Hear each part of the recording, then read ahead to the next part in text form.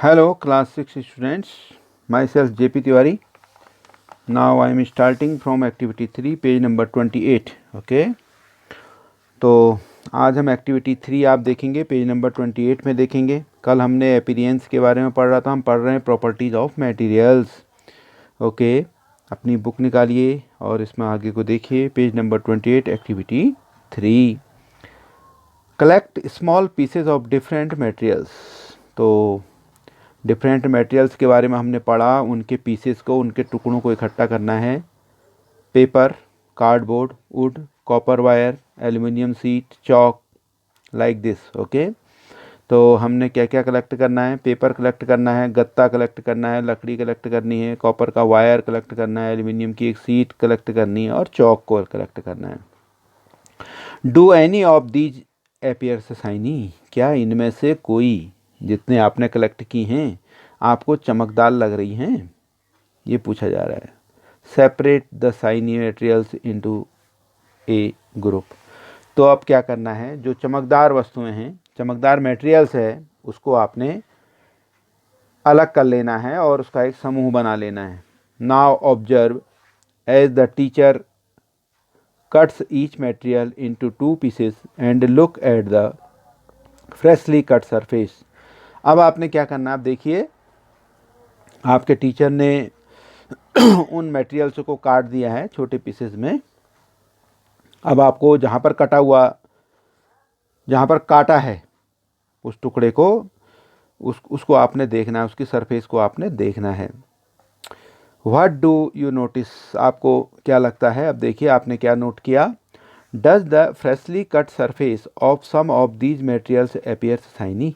तो जहाँ पर से उस मटेरियल को काटा गया है, वो काटे जाने वाले स्थान पर क्या कुछ चमकदार तुम्हें दिखाई देता है? Include these objects also in the group of shiny materials. तो इन वस्तुओं को भी आप उस समूह में रख दीजिए जो आपने कौन सा बना रखा है? चमकदार वस्तुओं के लिए बना रखा है। अगर आपको कहीं पर चमकीला दिखाई देता है, कटिंग करने के बाद वहाँ पर कुछ चमक दिखाई देती है, तो उसको भी आप चमकदार वस्तुओं के समूह में रख दीजिए। Do you notice such a shine or lustre in the other materials? Cut them any way as you can.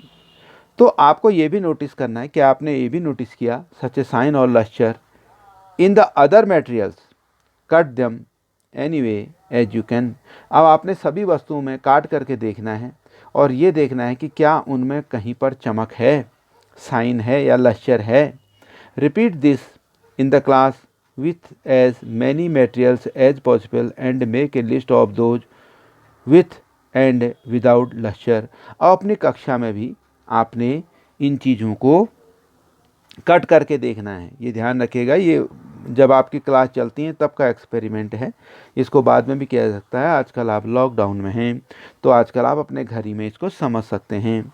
तो क्लास की जो भी मटेरियल आपको क्लास में मिलता है, जो भी पॉसिबल है, उनकी एक लिस्ट बनाइए और उसमें ये देखिए कि किस में चमक है और किस में चमक नहीं है, कौन किस में लश्चर है और कोई कौन सा विदाउट लश्चर है।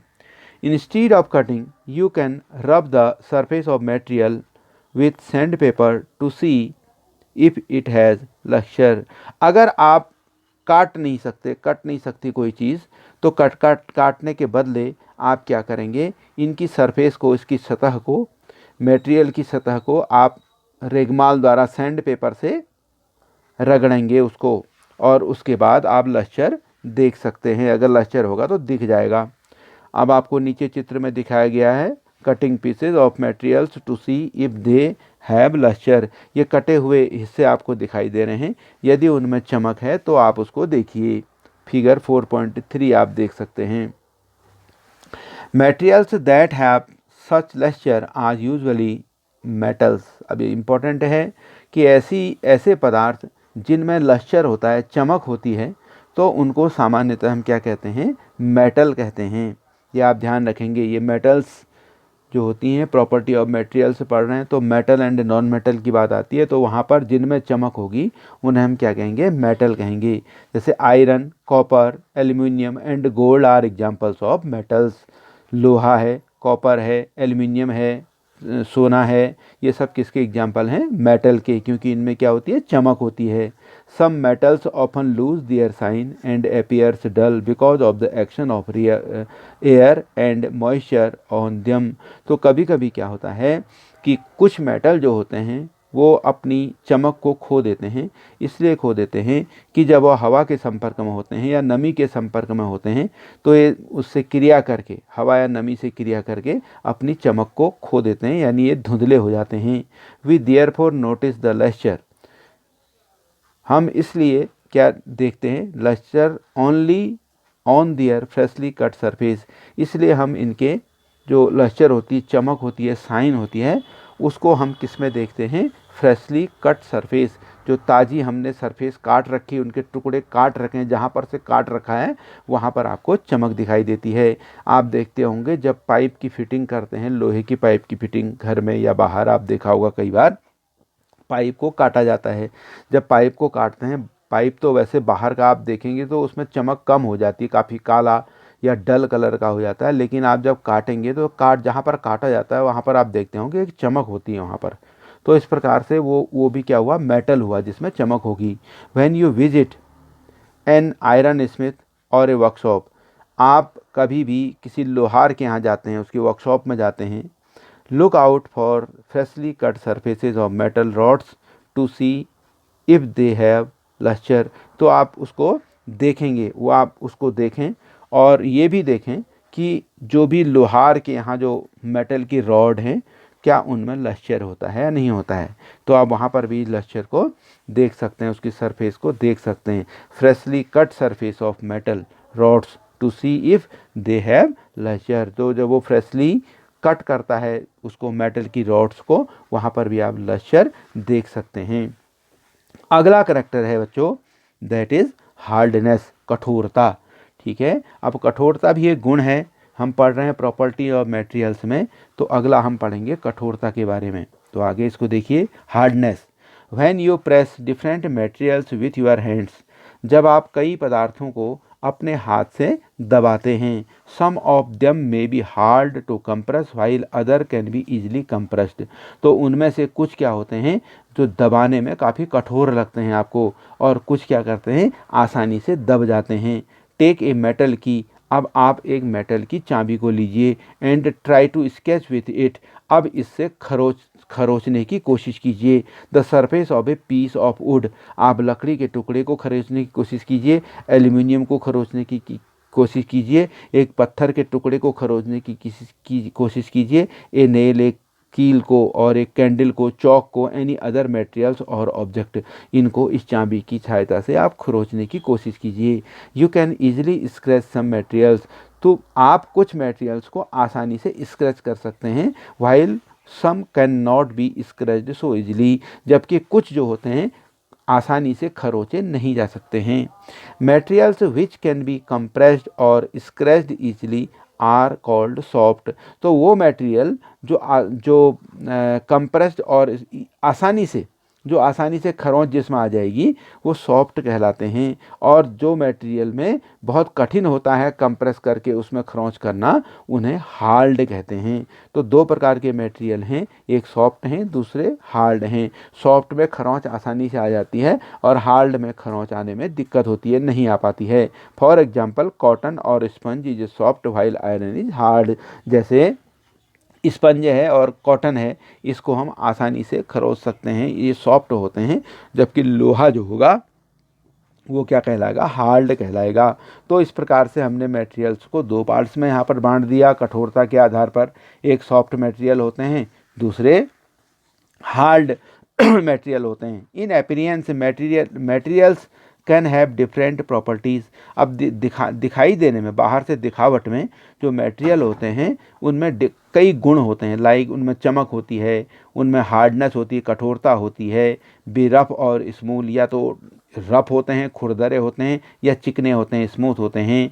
Can you think of other properties that describe the appearance of materials, क्या आप कुछ और गुणों को बता सकते हैं जो मटेरियल्स में दिखाई देने के आधार पर पाए जाते हैं? ओके, तो ये हार्डनेस थी। हार्डनेस में आपने देखा कि मटेरियल्स को हमने दो पार्ट्स में बांट दिया, एक सॉफ्ट मटेरियल्स हैं, एक हार्ड मटेरियल्स हैं। ओके, अब चलते हैं आगे, सॉल्युबल और इनसॉल्युबल, घुलनशील या अघुलनशील। ये एक्टिविटी 4 हम इसमें देखेंगे।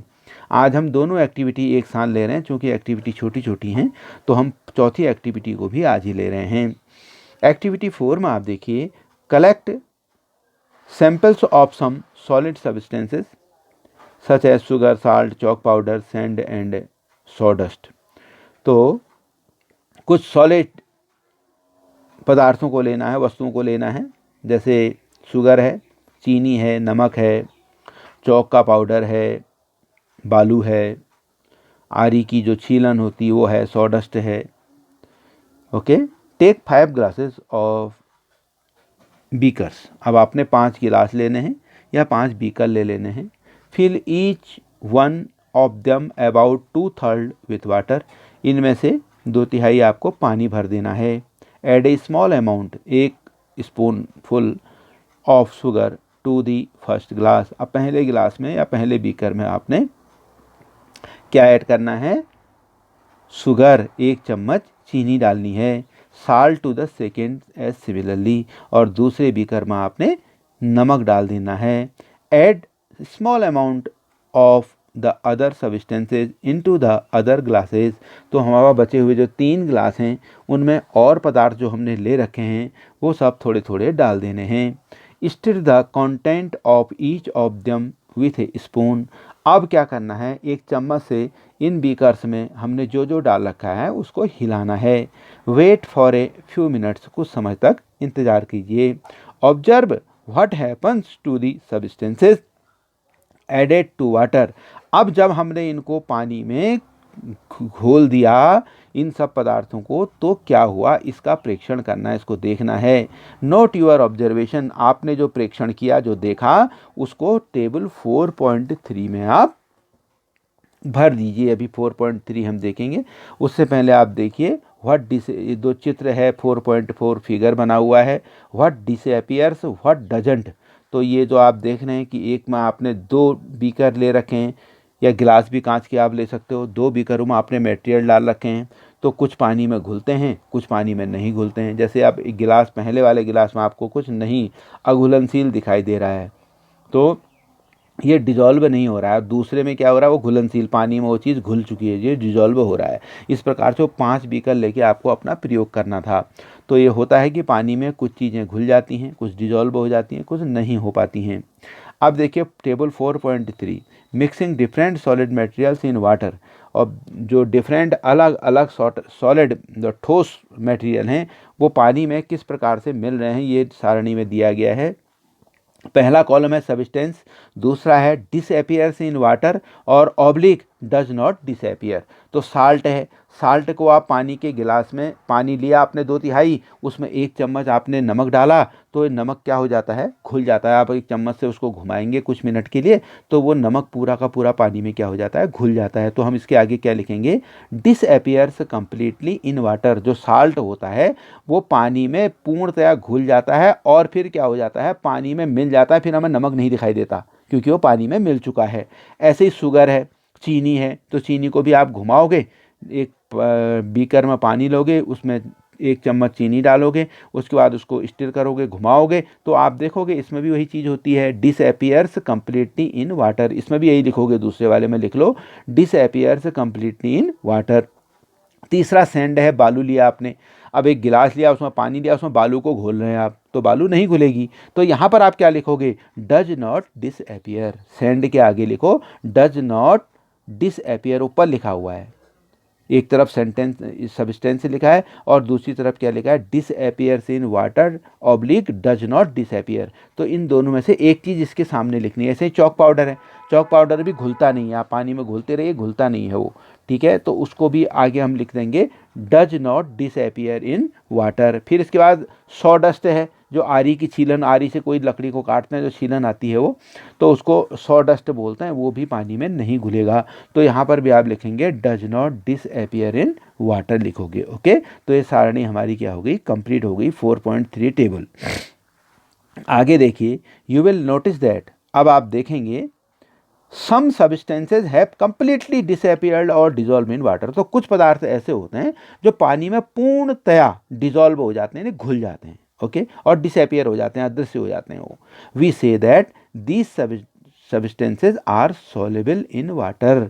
तो अब हम क्या कह सकते हैं कि ऐसे पदार्थ जो पानी में घुल जाते हैं, ओके, उन्हें सॉल्युबल कहते हैं। ध्यान से सुनिएगा, अभी क्लास आप 6th 7th में जाओगे, 8th में जाओगे, वहाँ पर भी सॉल्युबल इनसॉल्युबल आपको दोनों ही पढ़ने हैं। तो जो पानी में क्या हो गए, डिसअपियर हो गए, पानी में घुल गए, डिजॉल्व हो गए, उन्हें हम क्या कहते हैं, soluble, okay. Other substances do not mix with water and do not disappear even after we stir for a long time. और दूसरे पदार्थ एक तो घुल जाते हैं, एक ऐसे होते हैं हम काफ़ी लंबे समय तक हम पानी में उनको घुमाते रहें, उनको घोलते रहें, लेकिन वो घुलने वाले नहीं हैं, वो पानी में नहीं घुलते हैं, वो ज्यों के त्यों बने रहते हैं। तो ऐसे पदार्थों को हम क्या बोलते हैं, दीज सब्सटेंसेस, ऐसे पदार्थ क्या कहलाते हैं, ऐसी वस्तुएं क्या कहलाती हैं, अब इनसॉल्युबल, अघुलनशील। ध्यान रखिएगा, एक सॉल्युबल है, सॉल्युबल किसे कहते हैं, जो पानी में घुल जाते हैं, इनसॉल्युबल किसे कहते हैं, जो पानी में नहीं घुलते हैं। Water plays an important role in the functioning of our body. अब जो पानी है बेटा, वो हमारे शरीर में भी एक बहुत बड़ा रोल अदा करता है, बहुत ही महत्वपूर्ण होता है हमारे शरीर के लिए पानी। क्यों? Because it dissolve in large number of substances. क्योंकि पानी कैसा है, पानी में बहुत से ऐसे सब्सटेंस होते हैं जो पानी में घुल जाते हैं। तो पानी में जब घुलेंगे तो पानी का बहुत बड़ा रोल हमारे शरीर में होता है। Do liquids also dissolve in water. क्या पानी में अन्य द्रव भी घुलते हैं? ये हम आगे अब देखेंगे, अगली एक्टिविटी करेंगे, एक्टिविटी 5 होगी। तो आज आपने पढ़ी एक्टिविटी 3, जिसमें हमने लश्चर के बारे में पढ़ा, चमक जो होती है पदार्थों में। फिर हमने पढ़ा हार्डनेस, कठोरता होती है पदार्थों में। फिर उसके बाद हमने पढ़ा पदार्थ में जल में घुलनशील अघुलनशील 2 प्रकार के होते हैं। 2 एक्टिविटी हमने आज पढ़ी, एक्टिविटी 3 एंड एक्टिविटी 4। अब एक्टिविटी 5 हम इसके अगले पार्ट में पढ़ेंगे। आप लोग बहुत अच्छे ढंग से इसको समझिए। उसके बाद जब आप एक्सरसाइज वर्क करेंगे तो आपको बहुत आसानी होगी। और जितना भी आपको, जब भी आपको समय मिल रहा है, उस समय में आप अपनी बुक को सामने रखिए, उस बुक के कंटेंट को समझने की कोशिश कीजिएगा। आज के लिए इतना ही। आपका दिन शुभ हो। धन्यवाद।